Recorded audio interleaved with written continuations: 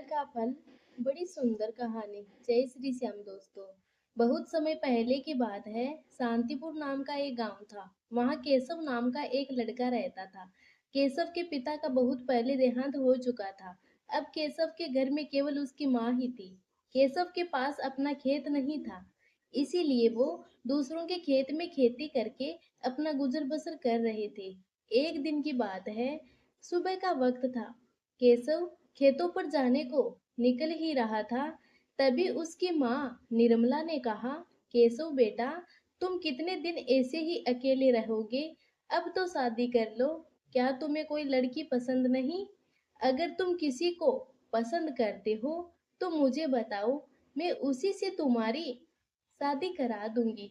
केशव बोला, बात पसंद या नापसंद की नहीं है माँ। अब मुझे खेत जाना है। मेरे पास आज बहुत सारा काम है। मैंने मजदूर को भी जल्दी आने को कहा है। वह अब आ भी गए होंगे। निर्मला ने कहा, ठीक है, मैं आज की बात नहीं कर रही हूँ, लेकिन तुमको शादी कर लेनी चाहिए। मेरे अंदर अब इतनी हिम्मत नहीं कि मैं तुम्हारा काम कर पाऊं। केशव ने कहा, अच्छा माँ, अब मैं जा रहा हूँ। इसके बारे में हम बाद में बात करते हैं। केशव काम संभालने के लिए खेत चला जाता है। इसी बीच केशव की सुमन काकी वहां आ जाती है। निर्मला उसे देख बोली, अरे सुमन, घर पर सारा काम हो गया क्या? तुम जल्दी आ गई। सुमन ने कहा, अरे मैं बहू को घर किस लिए लाई हूँ? वही सारा काम संभालती है। अगर मैं घर पर काम करती हूँ तो उसे अच्छा नहीं लगता। निर्मला सुमन की बात सुनकर बोली, कितनी भाग्यशाली हो तुम। सुमन, तुम्हारा बेटा मेरे बेटे से छोटा है, फिर भी तुमने उसकी शादी कर दी। अब घर का कोई काम तुम्हें नहीं करना पड़ता और मुझे देखो। सुमन बोली, अरे जीजी, सुनो, अच्छा रिश्ता देखकर तुम भी अपने बेटे की शादी कर दो।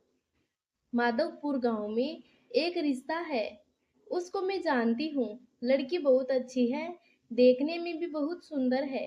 केशव से कहो एक बार जाके उसे देख आए। निर्मला ने कहा, माधवपुर में?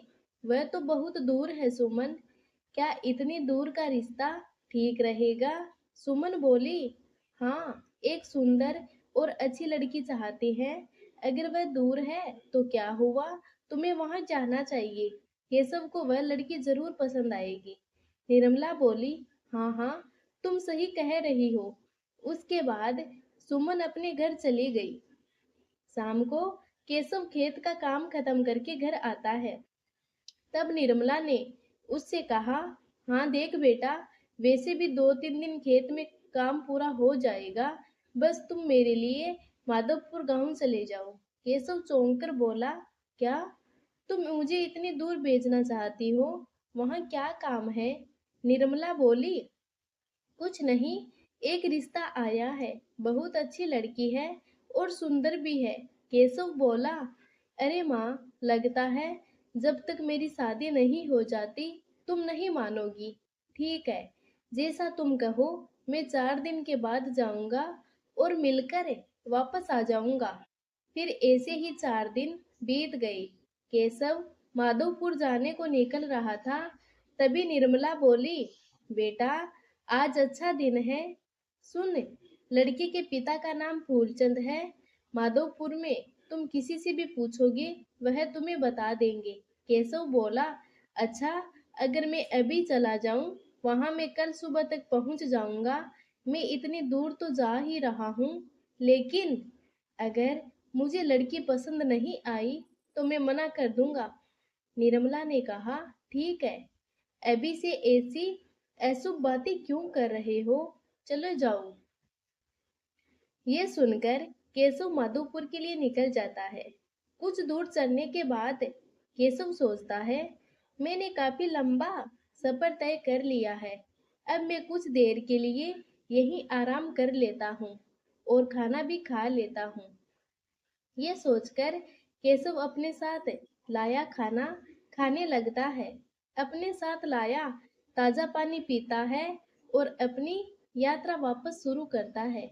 माधवपुर गांव आने से पहले एक रामगढ़ नाम का एक गांव पड़ता है। उसी गांव में दो औरतें पानी खरीद कर आ रही थी और एक दूसरे से बात कर रही थी। पहली ने कहा, अरे इतनी दूर से पानी लाना मेरे बस की बात नहीं है। काश हमारे आसपास एक कुआं होता तो हम उसमें से अच्छा पानी ले लेते। दूसरी ने कहा, हाँ, अगर कुआं होता तो कितना अच्छा होता। मुझे उस लालचन से ये पानी खरीदना पसंद नहीं है। वैसे मैंने कभी सपने में भी नहीं सोचा था कि एक दिन ऐसा भी आएगा कि पानी खरीद कर पीना पड़ेगा। हमारा आधा दिन पानी लाने में और बाकी दिन का काम करने में ही निकल जाता है। अगर हमारे आदमी गांव से 10 मील दूर चले जाए तो उन्हें काम मिल सकता है। हाँ हाँ, यहाँ 10 मील तक तो कोई जगह खेती करने लायक नहीं। हम केवल बारिश पर निर्भर रहकर फसल नहीं उगा सकते और ये भी तो नहीं पता कि बारिश कब होगी। अरे हम तो ये भी नहीं जानते कि होगी या नहीं। इस तरह जीने का क्या मतलब है। लेकिन ये तो हमारी रोज की कहानी है। आज क्या नया है। इसी बीच केशव कुछ समय की दूरी तय कर चुका था। केशव खुद से कहने लगा, आज सूरज बहुत तेज है और मेरे पास पीने का पानी भी खत्म हो गया है। केशव को वही दो औरतें दूर से आती हुई नजर आई। लगता है कोई पानी लेकर आ रहा है। चलो उनसे पूछता हूँ थोड़ा पानी देने के लिए। केशव उन दोनों औरतों के पास गया और बोला, सुनिए, मेरे पास पानी था जो वह खत्म हो गया है। क्या आप इस कटोरी में थोड़ा सा पानी डाल सकते हैं?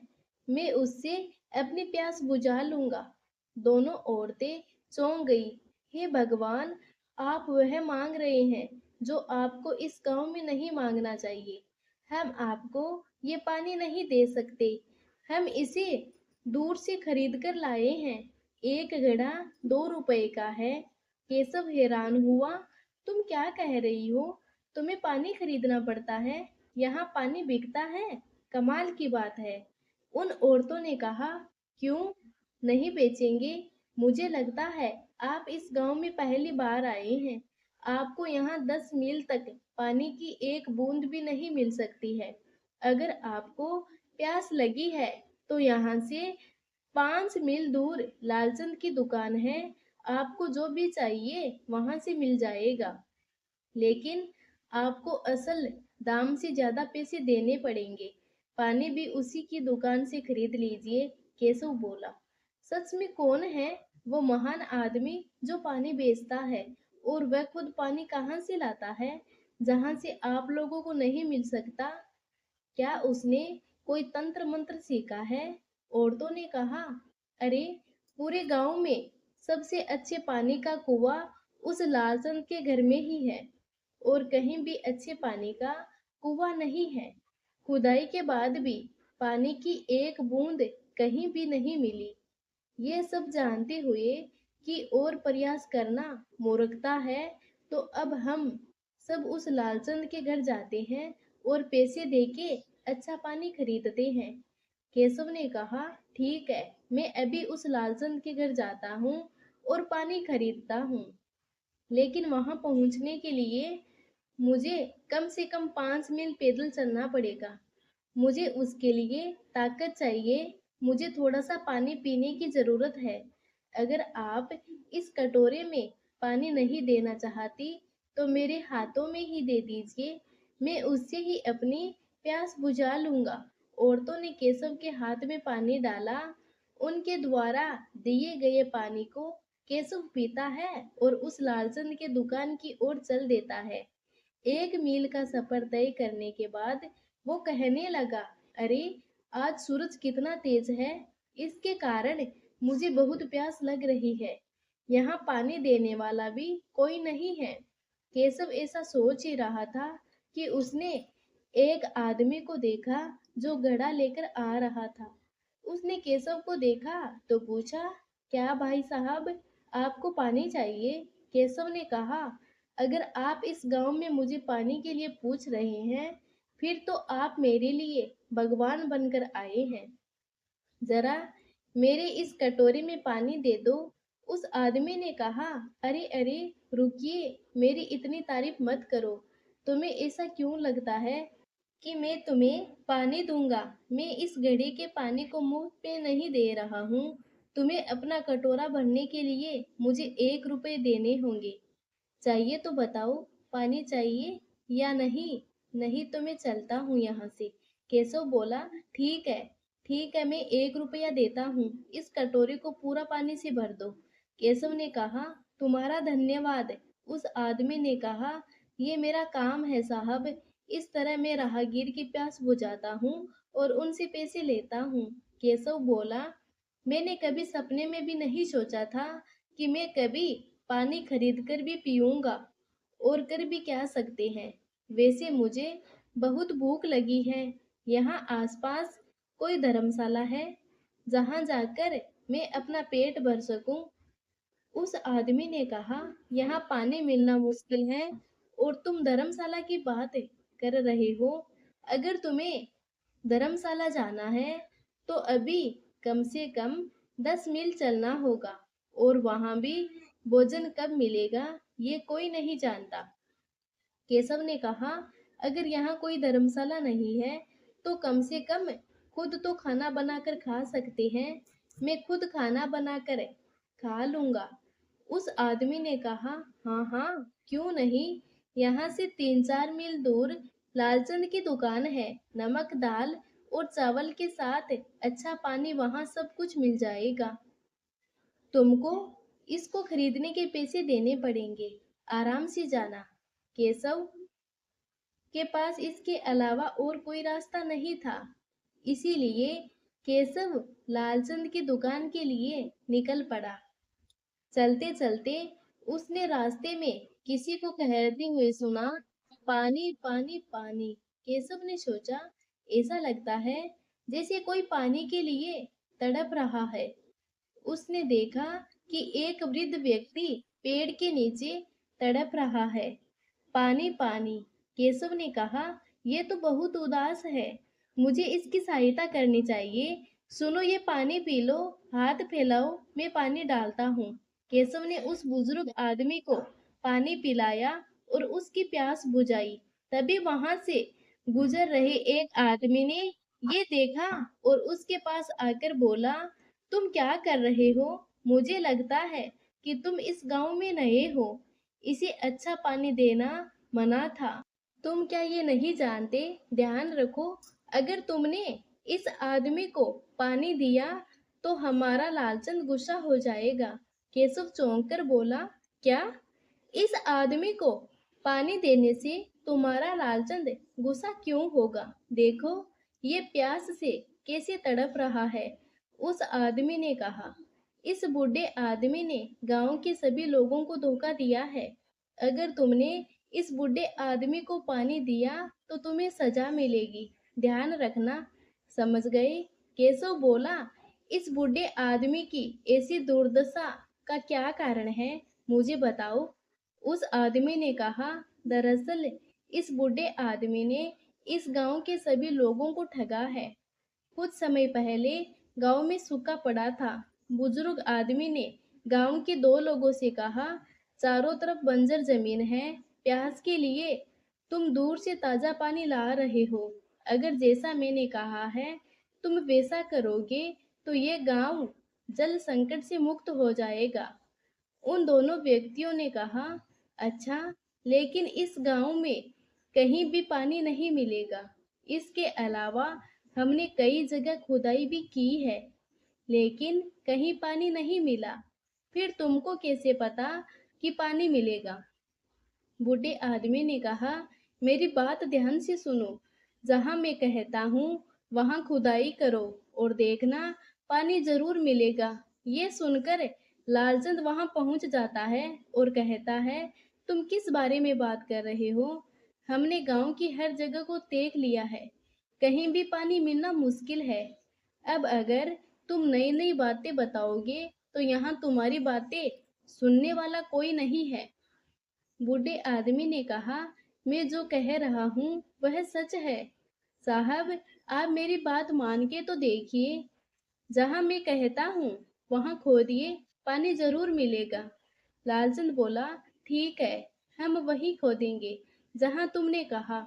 अगर वहाँ पानी नहीं मिला तो तुमको उसी अनुसार सजा दी जाएगी। अगर सहमत हो तो बोलो। बूढ़े आदमी ने कहा, मैं सहमत हूँ। मैं ठीक ठीक बता सकता हूँ कि पानी कहाँ मिलेगा। चाहे तो मुझसे वादा ले लो। लालचंद ने कहा, ठीक है, जहां तुमने कहा अगर वहां पानी मिला तो मैं तुम्हें 200 रुपये दूंगा, नहीं तो इस इलाके में कोई तुमको पानी नहीं देगा। ठीक है, हम दोनों चलते हैं, मुझे दिखाओ कि पानी कहाँ मिलेगा। लालचंद बड़ी चालाकी से गांव के लोगों की जगह बूढ़े आदमी के साथ अकेला जाता है। एक जगह पर पहुंचकर बूढ़े आदमी ने कहा, पानी इस जगह मिलेगा, यही खुदाई करवाओ। लेकिन लालचंद ने बूढ़े आदमी की बताई जगह के अलावा कहीं और खोदने का आदेश दिया और वहां पानी नहीं मिला। लालचंद ने कहा, अब क्या तुमने कहा था कि इस जगह पानी मिलेगा, लेकिन यहाँ कोई पानी नहीं है। गांव वालों की सारी मेहनत बेकार गई। अब तुम्हें सजा दी जाएगी। बूढ़े आदमी ने कहा, मैंने इस जगह खुदाई करने को नहीं बोला था। मैंने जो जगह बताई थी तुमने उस जगह के अलावा कहीं और खोदा, इसीलिए पानी नहीं मिला। असली जगह उस जगह से 100 फीट दूर है। वह बूढ़ा आदमी कुछ भी कहे, लालचंद बिना सुने गांव के लोगों को गुमराह कर देता है। अगर आज से इस बूढ़े आदमी को किसी ने खाना पानी दिया तो उसे मेरी दुकान से कभी कोई सामान नहीं मिलेगा।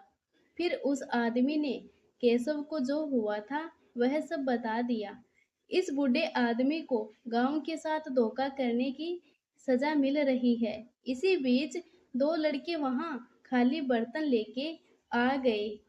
वह पता लगाने आए थे कि वहां क्या चल रहा है। उन लड़कों ने कहा, कुछ घंटे पहले लालचंद के कुएं में किसी की मौत हो गई। हमें इसकी जानकारी तब मिली जब हम पानी पीने के लिए गए। अब एक ही कुआं था, वो भी बंद। क्या करे भगवान। लेकिन तुम क्या कर रहे हो इस बूढ़े आदमी के पास। केशव ने उन लोगों से कहा, एक दिन तुम्हें पता चलेगा कि तुम कितने बड़े मूर्ख हो। ये बूढ़ा आदमी कोई साधारण आदमी नहीं है, यही है जो आपके गांव को बचा सकते हैं। अब ये खबर लालचंद को पता चली। वह ये जानकर गुस्से में आ जाता है कि केशव ने बूढ़े आदमी को पानी दिया है। लालचंद भी वहां पहुंच जाता। केशव और बूढ़ा आदमी था। लालचंद ने केशव से कहा, इस बूढ़े आदमी को गांव में पानी देने से मना किया था। ये जानते हुए भी तुमने इसको पानी क्यों दिया। तुम्हें इसकी कीमत चुकानी पड़ेगी। तुम्हें पता है, क्या जानते भी हो। केशव बोला, मुझे पता है। मैं वहां खुदाई कराऊंगा जहां ये बुढ़े व्यक्ति ने बताया है। अगर पानी नहीं मिला तो तुम मुझे कुछ मत देना, लेकिन अगर पानी मिल गया तो मैं तुम्हें 500 रुपये दूंगा। क्या तुम सहमत हो। जवाब दो। मैंने पहले ही खोदा था लेकिन पानी नहीं मिला। अब दोबारा नई परीक्षा देने की जरूरत नहीं है। मुझे तुम्हारे रुपए नहीं चाहिए। तुम यहाँ से जाते हो या नहीं। क्या तुम्हें इस बूढ़े आदमी के अतीत के बारे में नहीं पता। केशव ने वहां मौजूद सब लोगों से कहा, मुझे बताओ कि क्या मेरी शर्त तुम्हें मंजूर है। मैं ये सब इस गांव की भलाई के लिए कर रहा हूँ। मुझ पर भरोसा करो। गांव में हर कोई ऐसी जगह ढूंढने के लिए राजी हो जाते हैं। केशव ने फिर बूढ़े आदमी से कहा, बाबा, आप मुझे बताइए किस जगह पानी मिलेगा, मैं वहीं खुदाई शुरू करूंगा। बूढ़े आदमी ने कहा, कहीं और क्यों, मैं यहाँ बैठा हूँ वहीं खोद। 20 फुट खोदने पर पानी मिलना तय है। खोदो यहाँ। बूढ़े आदमी ने कहा था। उन्होंने वही खोदा। वहां 20 फुट खोदने से पहले ही पानी मिल गया। इसे देखकर गांव के सभी लोग बहुत खुश हुए और वहां एक कुआं बना दिया। केशव ने कहा, देखा, इस लालचंद ने आपको अपने कारोबार के लिए आप सबको ठगा है। ये कितना घिनौना काम कर रहा था। ये आपके भोलेपन का फायदा उठाकर आपको पानी तक बेच रहा था। मैं इसके खिलाफ राजा के पास शिकायत दर्ज करना चाहता हूँ। या फिर आप ही बताइए कि इसे कौन सी सजा दी जाए। आप लोग ही बताइए। गांव वालों ने कहा, कोई और सजा क्यों, इतना ही काफी है कि हमारे गांव को पानी देने वाले इस भगवान समान बूढ़े आदमी ने जो सजा सही है, इतनी परेशानी उठाई है, वही सजा हम लालचंद को देंगे। उस दिन के बाद से किसी ने लालचंद को पानी या खाना नहीं दिया और उसे गांव के लोगों ने वैसी ही सजा दी जैसी बूढ़े आदमी को मिली थी। उसके बाद केशव माधोपुर पहुंचता है। वहां केशव को लड़की पसंद आ जाती है और कुछ दिनों के बाद केशव की शादी हो जाती है। केशव की मां निर्मला भी अपनी बहू के आ जाने से बहुत खुश थी और केशव भी अपनी पत्नी के साथ खुशी से रहने लगा। आज की कहानी यहीं पर समाप्त हुई। फिर मिलेंगे एक और कहानी के साथ। कहानी पसंद आए तो कमेंट में हरे कृष्ण जरूर लिखें और चैनल को सब्सक्राइब करना बिल्कुल ना भूलें।